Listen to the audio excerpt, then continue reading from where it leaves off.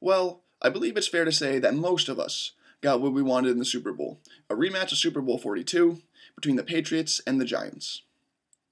We all know how these teams got here. 2 nights ago, the Patriots got here with the help of a missed Billy Cundiff field goal, and the Giants got here with the help of Lawrence Tynes kicking his own field goal in overtime to send the Giants to the Super Bowl.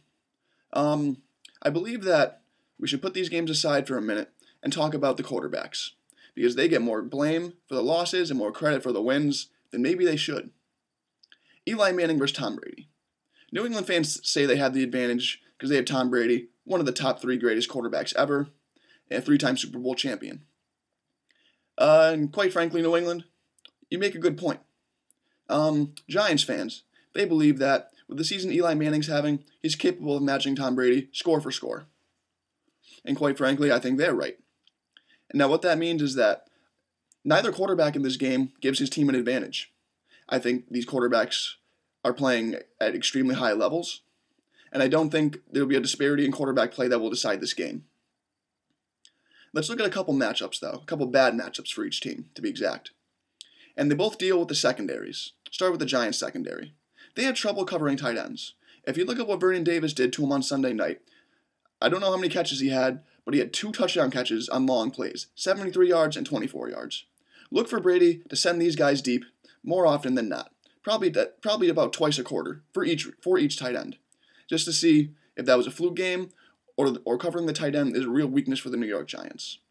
If you remember in the Week 9 matchup when the Giants beat the Patriots 24-20, Rob Gronkowski did go for over 100 yards and the go-ahead score. Now, the bad matchup for the Patriots, as I just mentioned, was their secondary, giving up the second most passing yards ever, second only to the Green Bay Packers of this year, who, if you noticed, when they came up against the New York Giants, the Giants put 35 and 37 points on them. So that could show you that the Giants might score a lot of points in this game on New England. But anyway, the real matchup is the Giants receivers versus Patriots secondary. You look at Victor Cruz, Hakeem Nicks, and Mario Manningham. I expect Cruz to be doubled for most of this game, and that's going to leave Manningham and Nicks on probably a corner, a nickelback, and a linebacker, in not necessarily in that order. I think that you put a linebacker on either Nicks or Manningham, I think they beat the linebacker pretty easily, because if you look at the way Joe Flacco played against the New England defense, he did make them look pretty bad. Flacco had the greatest playoff game of his career, going 22 of 36 for 306 yards, 2 touchdowns, and an interception. And you have to think that a team with better receivers and a better quarterback in Eli Manning and the New York Giants should be able to exploit this matchup even more. Now, a couple X factors in this game. New England's X factor, and I think the X factor for the entire game, is Vince Wilfork. He was huge against the Ravens. He was disrupting plays. He was stopping plays in the backfield.